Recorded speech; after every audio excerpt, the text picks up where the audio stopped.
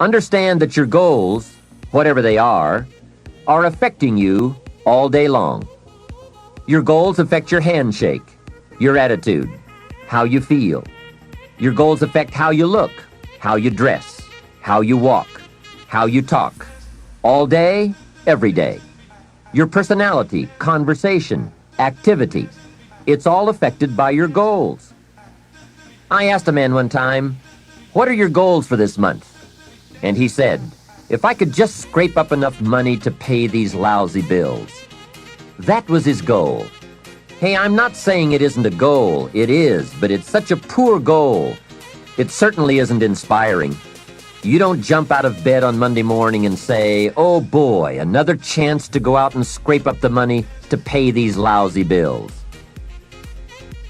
The point is that goals should be fun. They should be big, challenging, rewarding. They should allow you to grow. Remember, too, that the major purpose of having a goal is not just to acquire the goal. The major reason for setting goals is to compel yourself to become the person it takes to achieve them.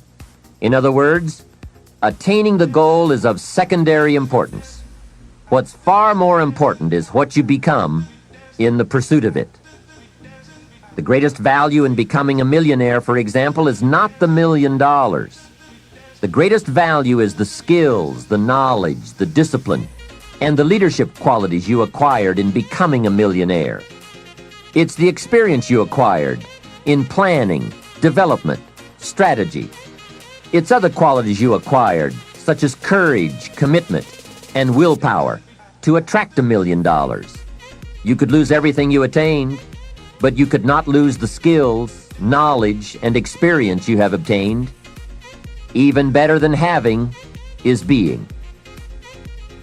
Here's a most important question to spend some time answering. What kind of person will I have to become to get all I want? Write down a few thoughts on that. Write down some skills you'll have to develop, for example, and some of the things you're going to have to learn. Just spend a little time writing a few sentences on this. What kind of person will I have to become to get all I want? The answer to this will give you some personal development goals. Remember that income does not far exceed personal development. All of us have to do this kind of self-examination. I have to look at my own life and say, well, here's what I want, but am I willing to become what it takes to get what I want? If I'm too lazy, if I don't want to learn, read, study, and grow to become that kind of person, then I cannot attract what I want. Now, either I have to change my wants, or I have to change myself. Here are a few more key points I'd like to share with you on goals and designing your future. First, if you don't right now feel as if you're equipped to get all you want, just remember, ability will grow to match your strong dreams. That's why the goal-setting process we've discussed is so important. The more you work on this, the more ideas you will get on how you can change, how you can grow. I am nowhere near the person I was when I met Mr. Schoaf 25 years ago. I'm not that person anymore. I've changed. There's nothing you can do about the past, but you can do a great deal about your future. You don't have to be the same person you were yesterday. You can make changes in your life, absolutely startling changes, in a fairly short period of time. You can make changes you can't even conceive of now, if you give yourself a chance. Your abilities will grow. You have untapped talents and potential that you haven't even reached for yet. And as time goes on, you'll be able to reach deeper and deeper. The first thing you'll know, you'll be able to do things you never thought you could do. You'll be able to handle things you never thought you could handle. You'll have ideas that you've never had before. All of this is sparked by the goal-setting process. When you know what you want, and you want it badly enough, the answers will come to you. I can't tell you why it works. All I know is, it works. Give yourself a chance to become all you can become and to accomplish all you can accomplish. Let me give you a Bible philosophy that teaches how to get whatever you want. Here's what it says. Ask. That's it. Ask. Of all the important skills to learn in life, be sure to include the skill of asking. What does ask mean? Ask means, what do you want? And the complete formula is staggering. It says ask and you will receive. Hey, we ought to look into that. The man says, yes, but you work where I work. By the time you struggle home, it's late. You've got to get a bite to eat, watch a little TV, and get to bed. You can't sit up half the night and ask. And this guy is behind on his bills. He's a good worker, hard worker, sincere, but you've got to do better than work hard and be sincere all of your life. You'll wind up broke and embarrassed. You've got to be better than a good worker. You've got to be a good asker. Let me give you some key points on this asking and receiving, setting goals, asking of life. Here's part of the philosophy that helped me to change. First, asking starts the receiving process. Asking is like pushing a button, and all this machinery starts working, mental and emotional machinery. I don't even know how it works, but I do know it works. There are a lot of things you don't need to know how they work. Just work them. Some people are always studying the roots. Others are picking the fruit. It all depends on what end of it you want in on. So asking is the beginning of receiving. Second, receiving is not the problem. You don't have to work on receiving. It's automatic. So if receiving is not the problem, what is the problem? It's failing to ask. The man says, I see it now. I got up every day this year and hit it hard, but nowhere in my house is there a list of what I want from my life. Can you see? Good worker, poor asker. Third, receiving is like the ocean. There's plenty, especially in this country. It's like an ocean here. Here, success is not in short supply. It isn't rationed so that when you step up to the window, it's all gone. No. Well, if that's true, what is the problem? Well, the problem is some people go to the ocean with a teaspoon. Have you got the picture? A teaspoon. What I suggest you do in view of the size of the ocean is trade your teaspoon for at least a bucket. And you will look better at the ocean with a bucket. Kids won't make fun of you. Now, here's something else to remember about asking. There are two ways to ask. One is ask with intelligence. It didn't say ask intelligently, but I'm sure it meant that. Don't mumble. You won't get anything by mumbling. Be clear, be specific. Intelligent asking means how high, how long, how much, when, what on the way to. Majors and minors. What a great discipline to exercise. It also reads, don't spend minor time on major things. It's easy to get values mixed up.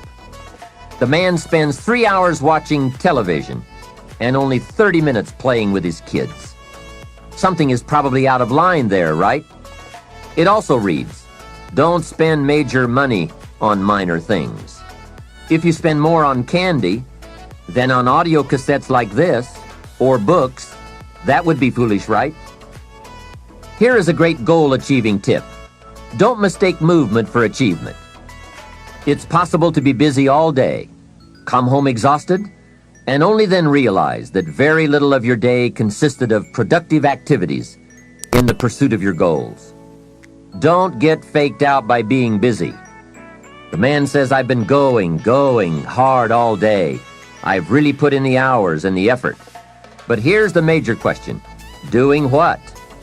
It isn't going hard all day that counts. It's the doing what, the value that counts. Another essential is concentration. This is one of those difficult things, especially in a society where there are so many voices asking for our attention.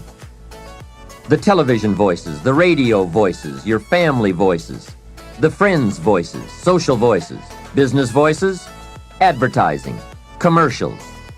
Isn't it amazing? You can turn off the television and the commercials keep running. How do you turn them off in your mind? That is the challenge to be mastered. The best use of time comes from putting plenty of value in it, and concentration means you take that challenge seriously. It's called careful investment for maximum results. Concentration. The big sports stars will tell you the cost of not concentrating. Just a little slip of concentration, and when you get inspired by results in advance. There's no telling what you can accomplish when you have goals and you believe in them. Just try this system for 90 days. Just try it. It may work even better for you than it has for me. I wish that for you. The fundamental process of knowing what information you need and gathering it is one of the keys to living the good life. Some of the best advice Mr. Schoaf gave me in those early years was why and how to study. That's a key word for life change, study. If you wish to be successful, study success. If you wish to be happy, study happiness. Happiness is not an accident. It is first a study and then a practice. If you wish to be wealthy, study wealth. Would you like to guess how many people make wealth a study? Right, very few. Surely, since wealth and happiness and success are all values to cultivate, you would naturally assume that most people would make a careful study of them. Why they do not is yet another example of those aspects of life that fall into the category of mysteries of the mind. Remember, major keys to your better future are going to be ideas and information. If we have any lack, it is not because we lack money or opportunity or resources. It is because we lack ideas that have taken form from information. Many years ago, I learned that some of the best advice ever given comes from the Bible. There's a phrase in that amazing book that says, "If you search, you will find." So that is the way to discover ideas and life-changing information. Search. In order to find, you must search. You must go to the seminars and to the training classes. You must listen to the cassette programs that can give you breakthrough ideas. You must go and engage in conversations with people of substance. You must go looking, go searching. Rarely does a good idea interrupt you. And as you make a diligent search, you will find just the ideas you need. Now, here is the next key word in the process of seeking information that can change your life, and that word is capture. When you find a good idea, capture it. Don't trust your memory. Capture everything. Write it down. Record it. This is one of the reasons why we have put this program on cassette tapes, to capture the ideas. As a serious student of wealth and happiness, I would encourage you to make use of a journal as a gathering place for all the ideas that come your way. I consider personal journals to be one of the 3 treasures a wise person will leave behind. Here are those 3 treasures. 1 is your photographs. Take a lot of pictures. Being able to capture the event in a fraction of a second is a phenomenon of the 20th century, and how easy it is to take phenomena for granted.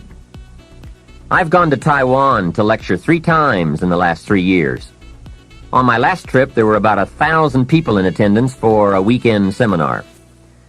Now, if there were 1,000 people in the room, guess how many cameras were also in the room? Right, 1,000. Everyone brings a camera to capture all the events and the people, new friends, new experiences. I spend a big part of my time having my picture taken with everyone. Have you ever looked at the pictures a couple of generations back? Unfortunately, there are only a handful. But wouldn't it be great if there were hundreds of pictures to tell the whole story?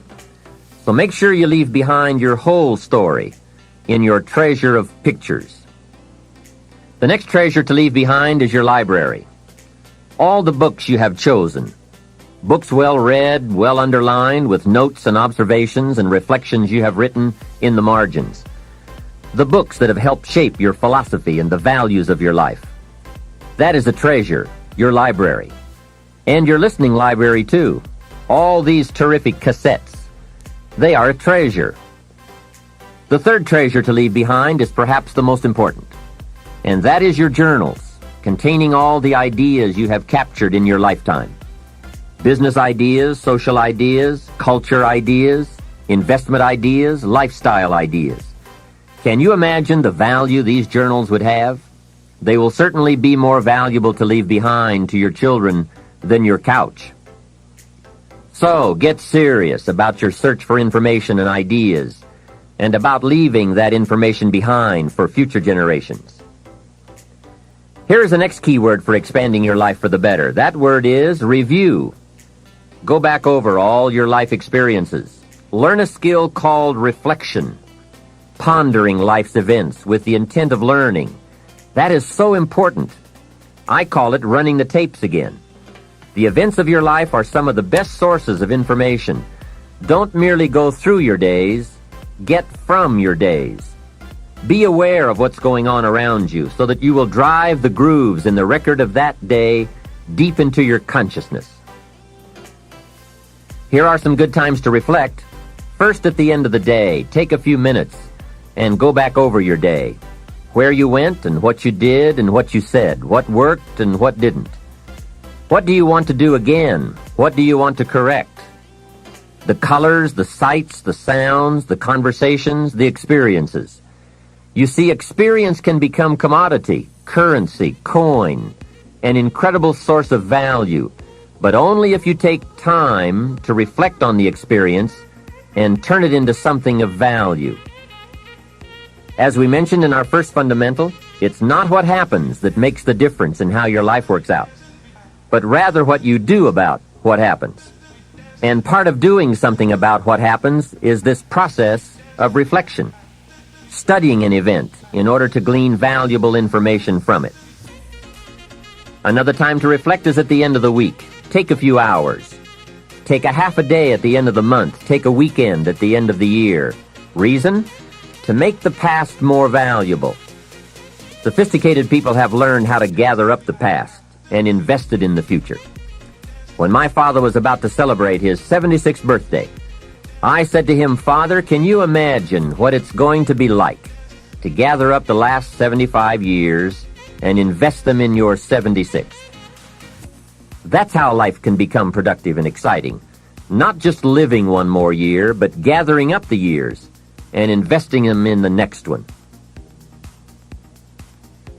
By reflecting, you can gather up all the conversations you have ever had and invest all that you have learned and all that you have felt in the next conversation.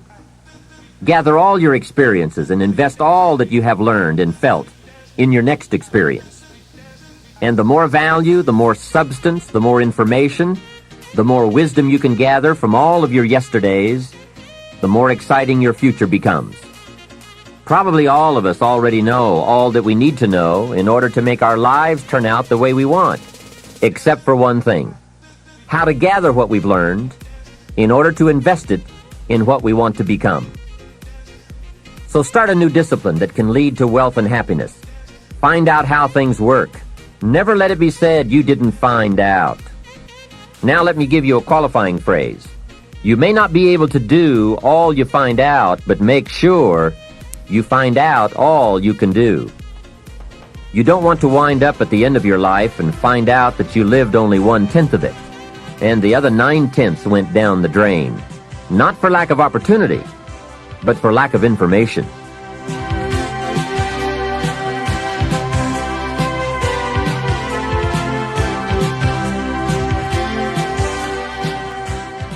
Let me share with you two of the best sources of information available. First, as we have mentioned, learn from your own experiences. Become a good student of your own life. It's the information you are most familiar with and feel the strongest about. So make your own life one of your most important studies. And in studying your own life, be sure to study the negative as well as the positive, your failures as well as your successes. Our so-called failures serve us well when they teach us valuable information. They're frequently better teachers than our successes. One of the ways we learn how to do something right is simply by doing it wrong. Doing it wrong is a great school for learning. Now I would suggest that you not take too long. If you've done it wrong for 10 years, I wouldn't suggest another 10. But what a close at hand and emotionally impactful way to learn from your own experiences. When I met Mr. Schoaf, I had been working 6 years. I started when I was 19, and when I met him, I was 25. He said to me, "Mr. Rohn, you have been working now for 6 years. How are you doing?"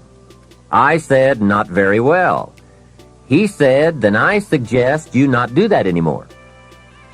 6 years is long enough to operate the wrong plan. Next he asked, "How much money have you saved in the last 6 years?" I said, "Not any." He said, "Who sold you on that plan 6 years ago?" What a fantastic question. Where did I get my present plan that wasn't working well? Hey, everyone has bought someone's plan. The question is, whose? Whose plan have you bought? Now, those initial confrontations as you come to grips with your own past experiences may be a little painful at first, especially if you have made as many errors as I did. But think of the progress you can make when you have finally confronted those errors by becoming a better student of your own life. Now, the next way to learn is from other people's experiences. And remember, you can learn from other people whether they have done it right or wrong. You can learn from negative as well as positive. The Bible is such a great book because it is a collection of human stories on both sides of the ledger. One list of human stories is called examples. Do what these people did. And the other list of human stories is called warnings. Don't do what these clods did. What a wealth of information. What to do and what not to do. I think it also means, however, that if your story ever gets in somebody's book, make sure they use it as an example, not a warning. There are 3 ways to learn from other people. The first is to listen to the cassettes and read the books by and about people who've accomplished great things. All the successful people I know and work with around the world are good readers. They just read. They are so curious that they are driven to read because they just have to know. It is one of the things they all have in common. Here's a good phrase: all leaders are readers. And they use cassette programs too, especially while they're in the car or during other times when they can't read. Cassettes can help all of us easily pick up new ideas and new skills.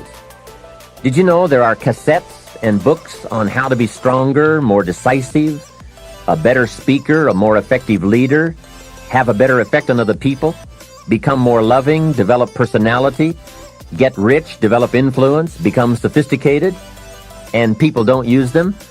How would you explain that? Did you know that hundreds of successful people have written their stories in books and told how they did it on cassettes like this, and people don't want to listen? How would you explain that? The guy's busy, I guess. He says, well, yeah, if you worked where I work, by the time you struggle home, it's late. You've got to have a bite to eat, watch a little TV, and get to bed. You can't stay up half the night and read. And this is the guy that's behind on his bills. He's a good worker, hard worker, sincere. But remember, you can be sincere and work hard all your life and wind up broke, confused, and embarrassed. You've got to be better than a good worker. You've got to be a good reader, a good listener. At least he could hear a good cassette on the way home, right? Now, you don't have to read or listen to educational cassettes half the night. Although if you're broke, it's a good place to start. But here is all I ask, just 30 minutes a day. That's all. Stretch it to an hour if you can, but at least 30 minutes. Half rich isn't bad. 30 minutes. Hear or read something challenging, something instructional, at least 30 minutes a day. And here's the next key. Every day. Don't miss. Miss a meal, but not your 30 minutes. Hey, you can get along without some meals, but you can't get along without some ideas, examples, and inspiration. There's a Bible phrase that says, humans cannot live on bread alone, or food alone. It says the next most important thing to bread is words. Words nourish the mind. Words nourish the soul. Humans have to, and I bought it for pennies. I learned a very valuable lesson. There can be a great deal of difference between cost and value. Before I met Mr. Schoaf, I used to ask, how much does it cost? After I met him, however, I soon learned to ask, how much is it worth? I started basing my life on worth instead of cost, and everything changed. So that was one book he recommended, Think and Grow Rich. The next book he recommended I get was a book on nutrition. Shoaff said, study nutrition. Vitality plays an important part in doing well. Some people don't do well because they don't feel well. It's not that they're not intelligent. It's that they're ill. They don't have the fire and the vitality to do well. So he really got on me about nutrition. Now, some of those health books are a bit weird, but you can separate out the weird stuff. There are cassettes on nutrition too. Remember, don't be a follower. Be a student. Someone says, I read this book. Should I follow? And the answer is no. Read at least 2 books and make up your own mind. Don't be a follower. Be a student. So take care of yourself. There's a Bible phrase that says, many times the spirit is willing, but the body's weak. So you have to work on both. You wake up in the morning and the mind says, let's go get 'em. And the body says, I can't even get out of bed. So work on your health. And what a modest investment for the seeds of fortune.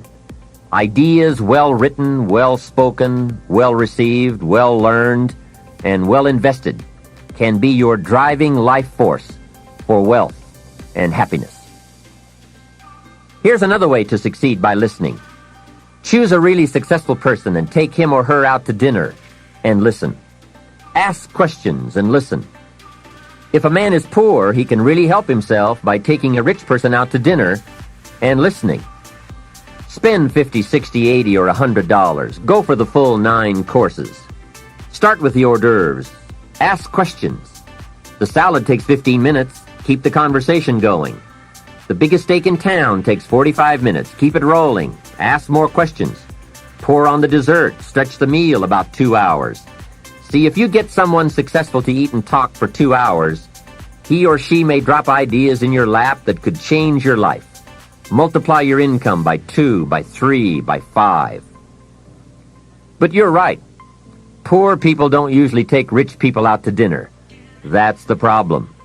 The man says if he's rich, let him buy his own dinner. I'm not coming up with any money. And besides, if you worked where I work, by the time you struggle home, it's late. You've got to have a bite to eat, watch a little TV, and get to bed. You can't spend all that time trying to find a rich man to feed. And this man's behind on his installment payments. Behind. He's a good worker, hard worker, sincere. But remember, you can work hard and be sincere all your life and wind up broke and unhappy. You've got to be better than a good worker. You've got to be a good listener. The third way to learn from others is to observe. Watch what successful people do. Here's why. Success leaves clues. Watch how the man shakes hands. People who do well do certain things over and over and over.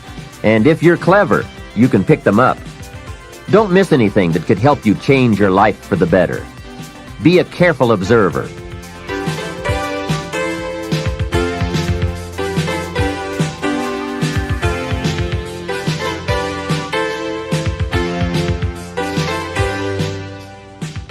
We have covered a lot of ideas in this part, but what a major fundamental to wealth and happiness. The consistent, disciplined, purposeful, constant search for knowledge. It's where the life-changing ideas are. Pursue it with high expectations. Spend the money and time and the effort. They're all investments, time, effort, and money. But the payoff is so great, it's hard to compare the cost to the reward. First is the money, and it does take some money. I have a great suggestion for the cassettes and the books and the lectures, the seminars, and the videos you need for a constant flow of ideas and inspiration. Set up an educational fund. Take a portion of your income each month and set it aside to invest in all the means of the search for knowledge. Remember, the best money spent is the money spent to cultivate the genius of your own mind and spirit. Make sure you don't spend more for accommodation than you do for education. The money, small price. The promise, unlimited potential. Next is the time. That is a valuable expenditure. I understand that. To ask people for their money, that's one thing, but to ask them for their time, that's a major request. But I don't know any shortcuts to this. It takes time, precious time. The time you spend is that much less time you have to spend. You can get more money, but you can't get more time. However, life has a unique way of rewarding high investment with high return. This major investment you're making now, listening, could be that small fine-tuning you need for major accomplishment. And last, the investment in effort. There is a great deal of difference in casual listening and serious listening. Listening to know, listening to learn, listening that opens up the whole mental and spiritual process is truly an investment in effort. Bringing heavy attention to bear, that takes effort. A mental rifle shot to strike the idea target. That takes a great deal of concentrated effort. However, this effort, high-gear mental machinery, is the effort investment that opens the floodgates where ideas can work their magic for you in the marketplace. So, I do not hesitate to ask you to spend in deliberate, consistent fashion the money and the time and the effort. It's an investment that turns on the lights, opens the windows, sharpens the focus, and starts turning wishes into pride and product, wealth, and happiness. Of all the assignments Mr. Schoaf gave me in those early days when we were working together, personal development was probably my most challenging. Some things he taught me I caught on to right away, and some things took longer than I want to admit. This one I've been working on all these years, and I'm certainly not finished. I guess it is a lifetime project, seeing what you can become. Personal development is truly the key to the good life. You see, what you become is far more important than what you get. The most important question to ask on the job is not, what am I getting? The most important question is, what am I becoming? However, it is also true that what you become directly influences what you get. Most of what we have attracted by the person we have become. So here's the great challenge of life. You can have more than you've got because you can become more than you are. That is the great focus of attention for life change. Now, on the other side of the coin it reads, unless you change how you are, you'll always have what you've got. I've discovered that income does not usually exceed personal development. Sometimes income takes a lucky jump, but unless you keep growing out where it is, it will usually come back where you are. If someone hands you $1 million, best you become a millionaire quickly, so you can keep the money. Life has strange ways. A very rich man once said, if you took all the money in the world and divided it equally among everybody, it would soon all be back in the same pockets.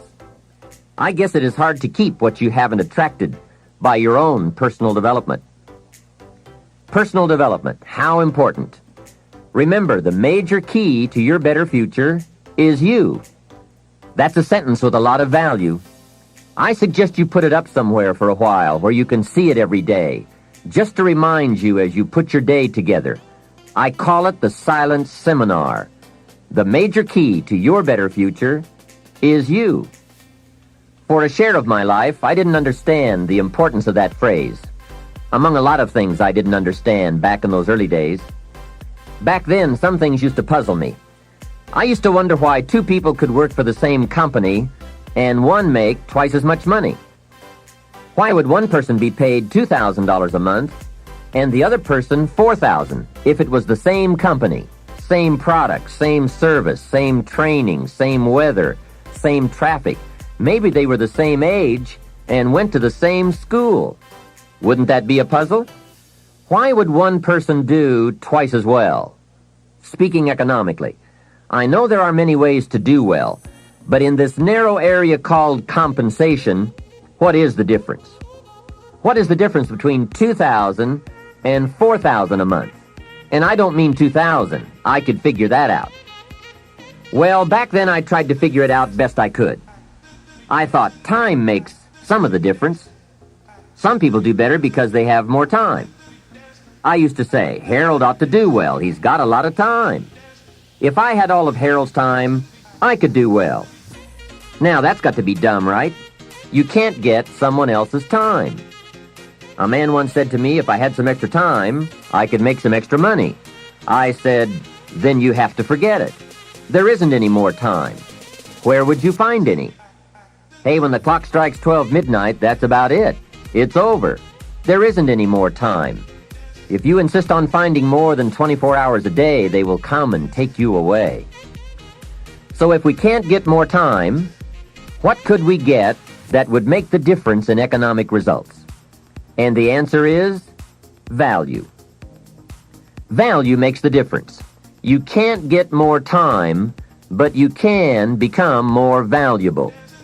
So value makes a major difference in how much money you earn. Now, here's a primary lesson in economics. We get paid for value.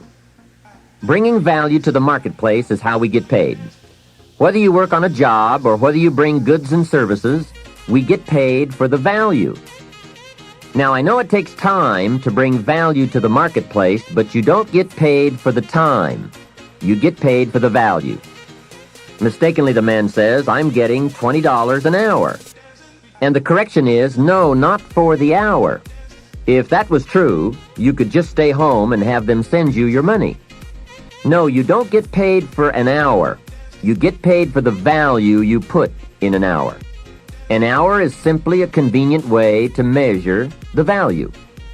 So one of the important questions to ask is it possible to become twice as valuable and make twice as much money in the same time? Could you become 3 times as valuable and make 3 times as much money in the same time? And the answer is, of course. Yes, you can become more valuable if, and it's always if, right? Life is known as the big if. Harry Truman once said, life is iffy. How true. And here's the big if we are going to consider. It's possible to earn 2 or 3 or more times as much money in the same amount of time if you go to work primarily on yourself. And that's what we're considering in this session. Learning to work primarily on ourselves. Mr. Schoaf put it to me this way when I first met him. He said, Mr. Rohn, if you wish to be wealthy and happy, learn this lesson well. He said, learn to work harder on yourself than you do on your job. When he said that, I suddenly understood why I was broke. I was a hard worker on my job. If anyone would have asked me at age 25, Mr. Rohn, are you a hard worker? I would have said, yes, I'm a hard worker. Check my record. And that was true. I was a hard worker. But see, that was my problem. I was working hard on my job, but I wasn't working hard on myself. And that was the main reason for my lack of progress. See, it's easy to get faked out. The man says, I've got 10 years of experience. I don't know why I'm not doing better. What he doesn't understand is that he probably has 1 year of experience repeated 10 times. He grew pretty well that first year, and then he just did that first year 9 more times. He didn't keep growing. Some people look for more money, but they look for it in the wrong direction. The man says, I need more money. I'm going to go to work on my boss. Hey, I found out bosses are notorious. They don't play fast and loose with the company till. I've never seen a boss get excited and triple somebody's wages. They don't behave in such an irrational manner. So that's not it. Some people say, I'll strike for more. Well, the problem with that is, once you start, you'll always have to strike. And I'll tell you what you get by demand. Little bitty pieces. Barely enough. And now inflation beats that approach, right? Inflation will usually equal or exceed a small wage increase, especially after taxes. Forget the little increases that just let you get by. Hey, you can get by with a crust of bread and a pair of shoes. But in this program, we are talking big success, not just getting by. The guy in sales says, I know what I'll do. I'll get me some of those sales books that teach the tricky sales. I'll put it on my prospects, dazzle them with my sales footwork, grab their money before they know what's happened. Well, you can try that, but my experience shows you wind up at the bottom of the economic ladder, not the top. See, it's not what you get by tricks that counts. It's not what you get by demand. It's what you get by performance that counts. And I found this out. Performance comes from inside, not outside. For the first part of my life, I was looking for the answers outside before I finally discovered they were inside. Success is not something you pursue. Success is something you develop. People are often asking me, how do you develop an above-average income? And the answer is, become an above-average person. Develop an above-average handshake. Some people want to be successful, and they don't even work on their handshake. As easy as that would be to get started on, they let it slide. They don't understand. Develop an above-average smile. Develop an above-average intelligence. Develop an above-average interest in other people. Develop an above-average intensity to win. See, that will change everything. Probably one of the most frustrating experiences in life is looking for an above-average job with above-average pay without becoming an above-average person. It's called frustration. Mr. Schoaf one day gave me one of the most important statements of our entire association. I was giving him a rundown on how things hadn't worked out for me, and he said, "Mr. Rohn, I have an answer for you if you will listen carefully." And listen carefully I did that day and for the next 5 years. If someone is wealthy and happy, you've got to listen. He said, "Jim, I've only known you for a short time, but it is my honest opinion, for things to change for you, you've got to change." That was not quite the answer I was looking for, but that's the one he gave me. And now I bring it to you after pondering it all these years.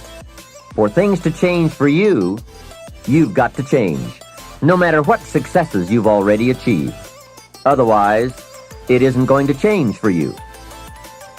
Before I met Mr. Schoaf, I used to say, "I sure hope things will change." That seemed to be my only hope. If it wasn't going to change, I was in serious trouble. Then I found out it wasn't going to change, and I was in serious trouble. Hey, remember, it isn't going to change. Not long ago, I did a seminar for a group of oil company executives during their convention in Honolulu. Sitting around this conference table, one of them asked, "Mr. Rohn, the only way it gets better for you is when you get better. Better is not something you wish. Better is something you become."